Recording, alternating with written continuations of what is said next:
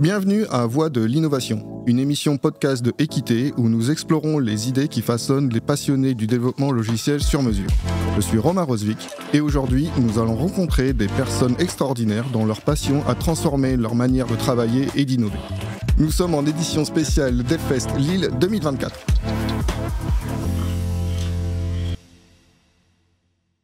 Bonjour, donc moi c'est Loïc et je suis sur le podcast d'Équité. Merci Loïc. C'est la première fois que tu viens au DevFest ou c'est quelque chose que tu fais régulièrement? Je fais tous les DevFest Lille depuis leur création. Ah ouais, d'accord. Ouais, t'es un vieux loup de mer, comme on dit. Ouais. Un ancien. Tout à fait, ouais. Ok. Et là, en ce moment, tu fais quoi? C'est quoi ton métier? C'est quoi ton job? C'est quoi ta passion en même temps? Donc là, je suis lead software engineer pour Kestra. Ouais. Donc c'est une startup qui édite un orchestrateur de données. Donc un orchestrateur de données, c'est un outil qui permet d'aller prendre la donnée à un endroit, la transformer, l'envoyer à un autre endroit, orchestrer des transformations de données ou des choses comme ça depuis une interface graphique. Donc on a une vraie plateforme avec des capacités de déclenchement événementiel et ainsi de suite. Enfin, vous pouvez aller regarder sur le site kestra.io et vous pouvez aller regarder ce qu'on fait.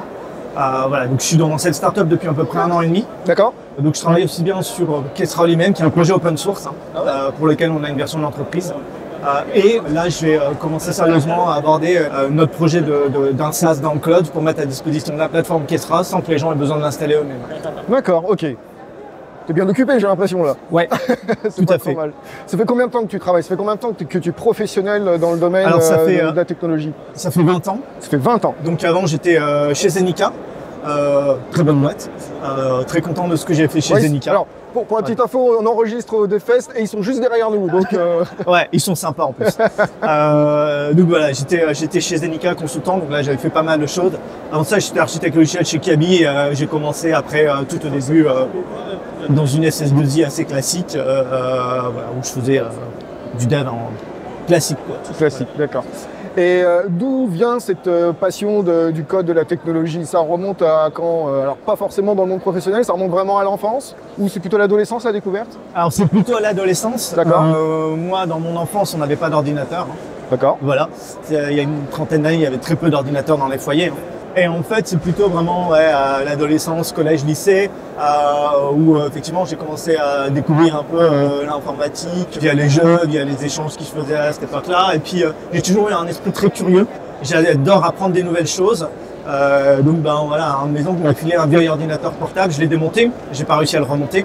Il m'a filé à un pote qui l'a remonté.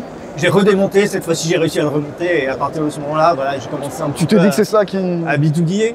Et puis naturellement, après mes études, je me suis porté un peu vers l'informatique. Et puis voilà, j'ai trouvé à m'épanouir dans ce domaine. Ok, très bien. Donc ça fait quelques années que tu es réellement professionnel dans ce domaine-là, donc tu es vraiment un expert, un expérimenté. Ouais. Tu as dû forcément rencontrer des obstacles, des défis dans ta carrière. Si tu peux en donner un, qu'est-ce que ça serait? C'est compliqué.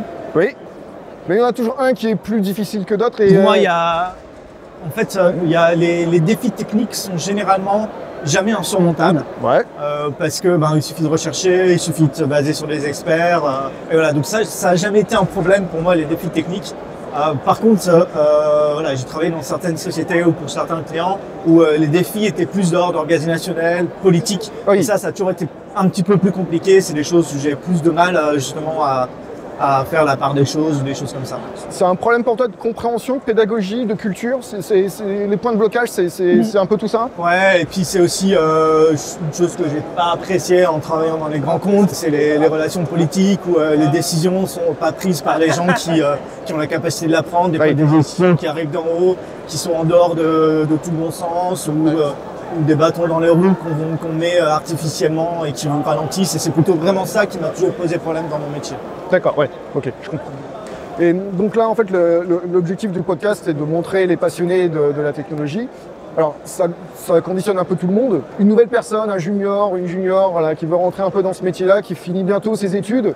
Quel conseil, quelle astuce tu pourrais lui donner ou quelle prise de recul tu pourrais leur donner là immédiatement, dans le sens, fais ça tout de suite, tu vas gagner du temps?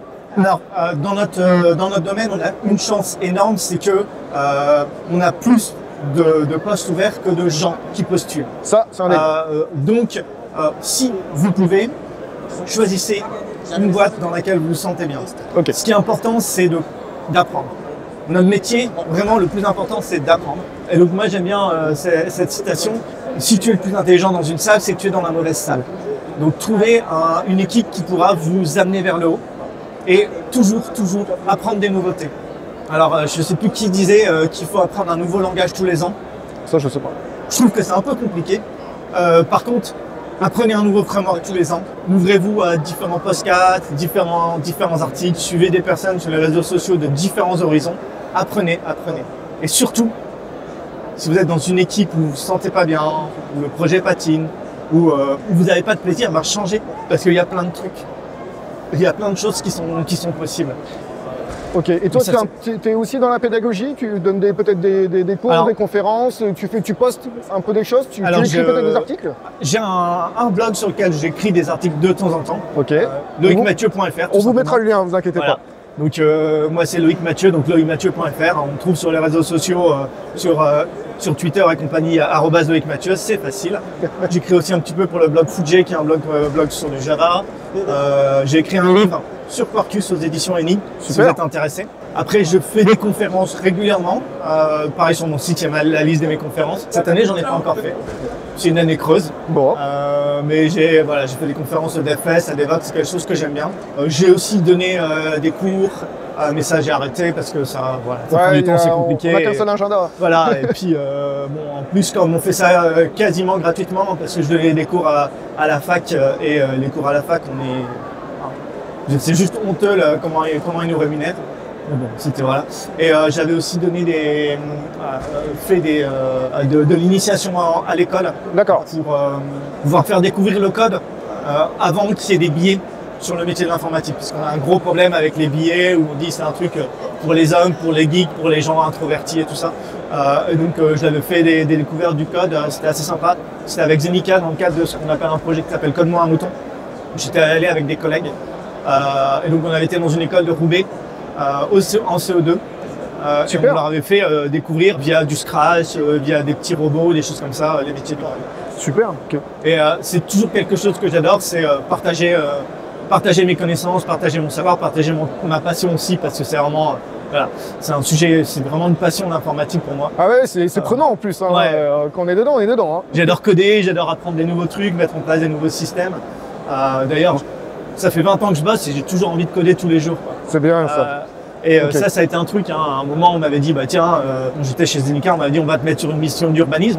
Je dis non, moi je veux coder au moins 50% de mon temps.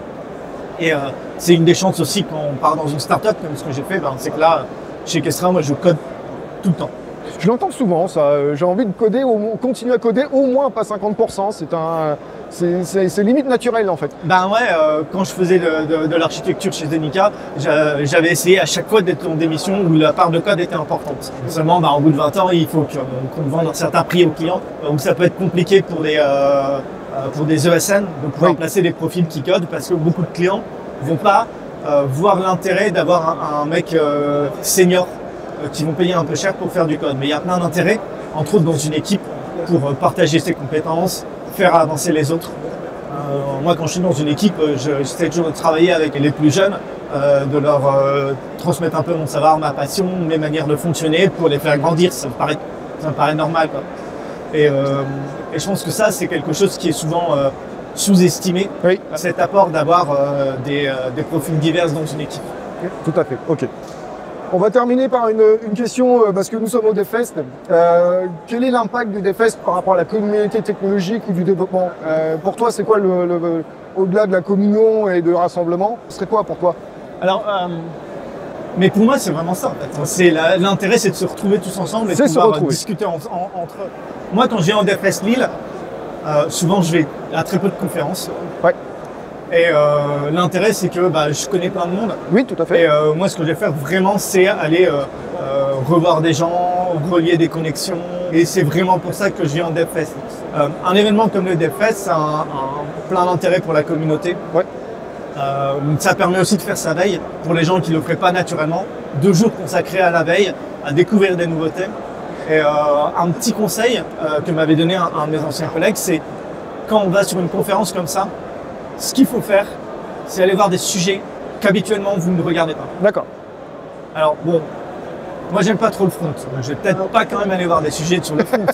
Mais par exemple, des sujets un petit peu plus sur le légal, ou les conférences non-tech, ou des sujets sur des outils qu'on n'irait pas forcément voir.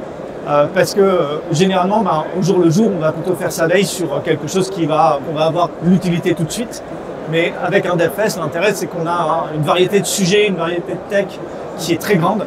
Et donc c'est aussi un des intérêts. Super, ok. Écoute Loïc, on va s'arrêter là. Merci pour ce partage, ce bon moment. De rien, C'était merci cool. à toi. Et on se retrouve au prochain épisode. Merci à tous. Ciao, ciao. Ciao. Merci d'avoir écouté Voix de l'innovation. Nous espérons que vous avez trouvé cette conversation inspirante. Suivez-nous sur vos plateformes de podcast préférées pour ne pas manquer nos prochaines émissions avec de nouvelles personnes passionnées de développement logiciel.